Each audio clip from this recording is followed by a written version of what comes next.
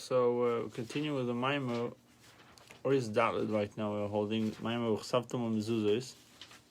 Obviously, it's this week Parsha. So should be written. Uchtavtam al Mezuzos should be written. Mezuzos. You should write Mezuzos on the doorpost of your house, Mishorecha, and doorpost of your cities.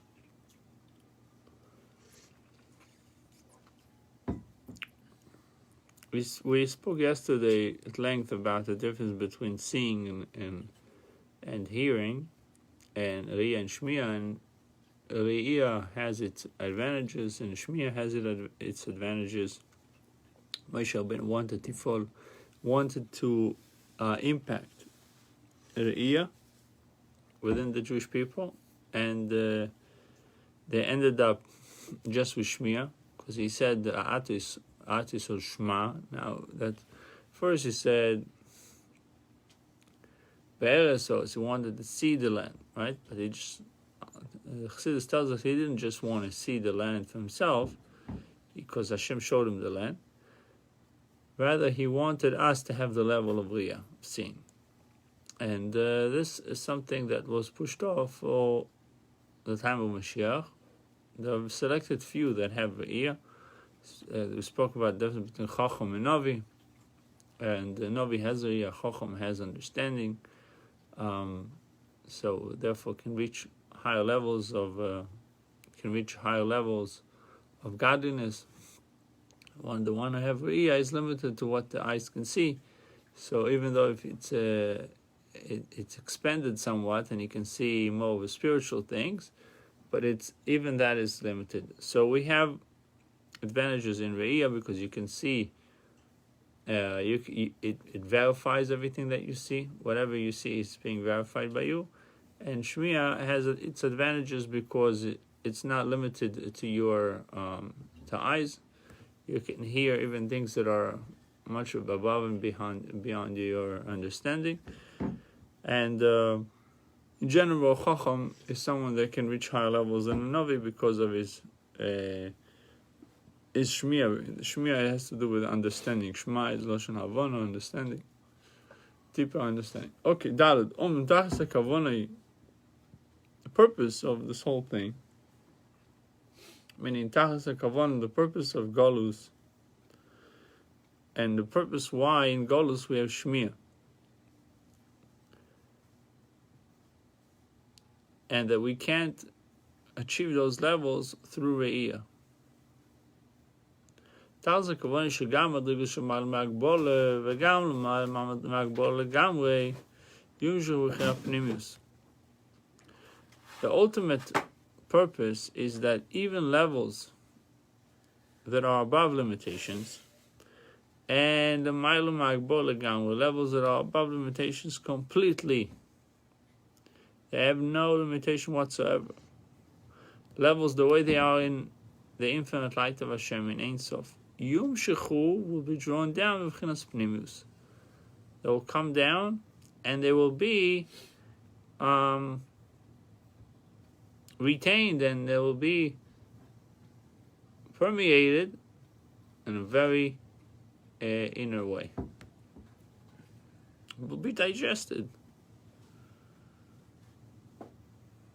So therefore, even though Shmiya has advantage over Riyah has advantage, but the Tachlis HaKavana, what Hashem wants ultimately, that we should have also Riyah.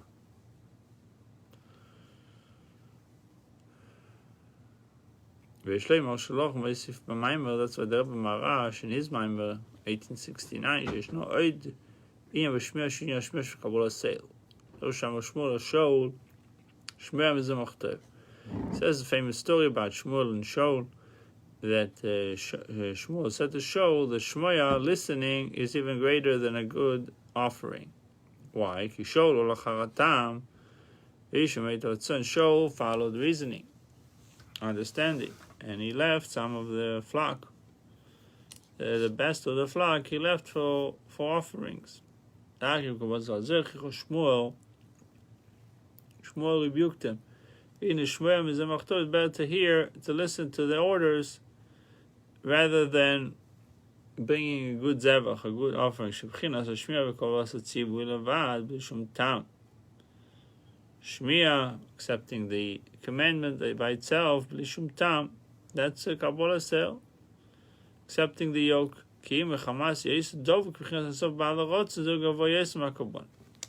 here is interesting interpretation on what is shmiya. There's shmiya, there's listening, accepting the tzibur. No reasoning. So why are you accepting the yoke? Because of your connection to Ein Sof, to Baal Harotz, and to the one who wants it. If this is how you do it, meaning this is the reason why you're listening, is even higher than a korban. So you're doing everything you're told because you're connected to the Baal Harotz and to the one who tells it to you.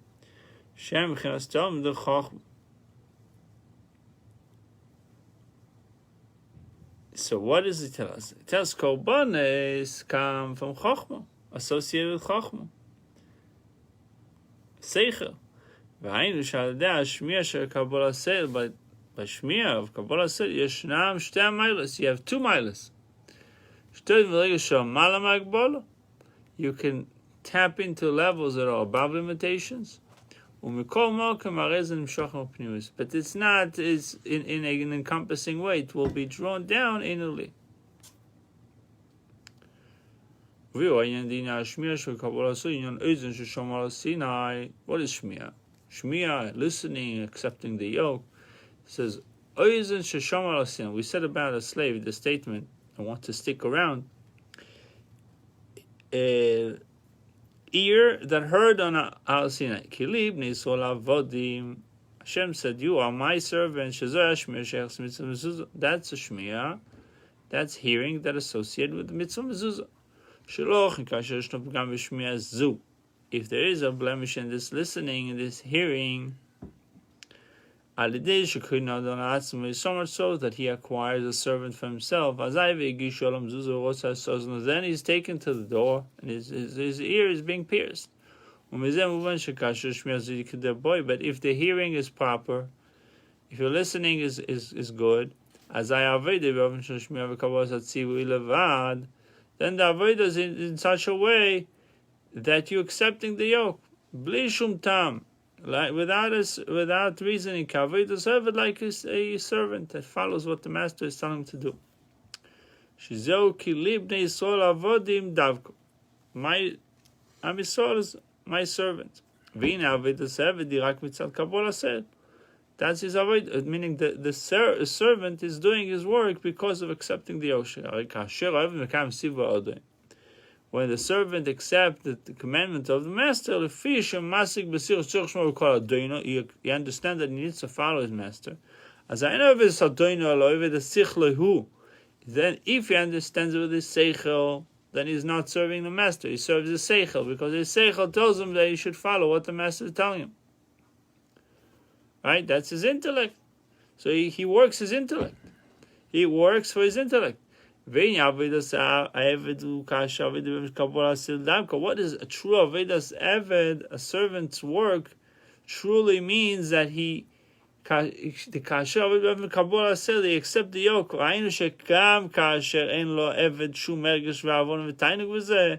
Even if the servant doesn't have any understanding. He has no feeling. Kein Verstand, he doesn't understand, und kein Geschmack, he doesn't have Tainug in it in them. Kol Mokim Mekam Siva Odu Der Kabbalah Sel. He does the commandment of the master in Kabbalah Sel, accepting the yoke. He nullifies his seichel, his rotzen, his intellect, his will to the will of the master. Similarly with spiritual service. What we do for Avodas Hashem, in such a way that he sets aside his seichel, even the highest level of intellect, like Bishol. That's what Shmuel tells Shaul. It's better to listen than to give me a good offering. Even Though Shaul HaMelech understood the importance of korbanos, as the Zohar says that the secret of an offering of korbanos ascends all the way to the Ein Sof. He needed to nullify his understanding and to do his work in such a way of Shemoya, Kabbalah, accepting the oath. So what is the Shemiah? He nullifies his entire being. Then he leaves all the limitations, all his own limitations. He breaks his limitations. He is not Metzius anymore to himself. He is not in existence, so to speak. His entire existence is the existence of the Master. By doing so, then he is now become a kili, a vessel, to levels that are above limitations. And in a way, they are coming into him. When he is able to permeate within him levels that are above his limitations. And this is through Shmiya. He is capable of receiving Anechi that is above Ishtalshus. In general, the level of Anechi is Hashem himself. Why did it take God? You should be mishubadli, should be subservient to me. That's the meaning of you are my servants. This is the greatness of hearing, overseeing. Limits you to limitations. When it comes to Shmiya, it taps into the essence. So that's his entire mitzvah. There is a proof to this from Nigla. What's the proof? God forbid someone cause someone else to be blind. Right?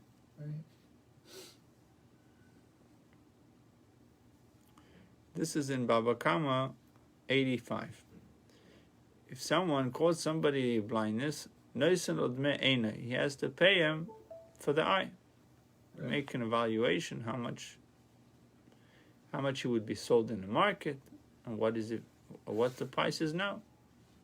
With the eye, without the eye. But if he caused them to be deaf, he has to pay much greater amount. He has to pay the damaged party the amount that he would have received if he would be sold to a servant. What's the difference? If someone became blind, we give him the difference. Meaning, let's say Johnny would be sold at $10,000 with the eye. Right. Without the eye, he's sold for $5,000. So we have to give him $5,000. Now, same Johnny is deaf now. He has eyes, but he's deaf. You would give him how much you would be sold in the market? 10,000. You get 10,000. Meaning that there's much more of a payment for deafening somebody than for blinding someone. What's the reason? He's unable to listen. Therefore, he cannot accept any command. He cannot be a servant. That's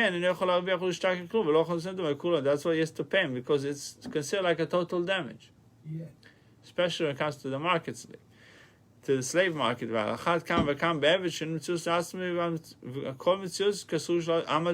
so when it comes to a servant. His entire being is his connection to the master. He listens and accepts the tzivui order. Similarly, when it comes to spiritual work,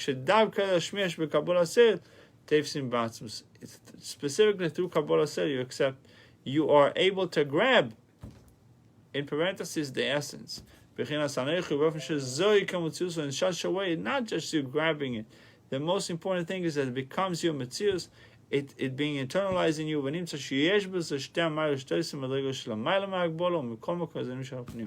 So through Shmiya you can reach the two levels.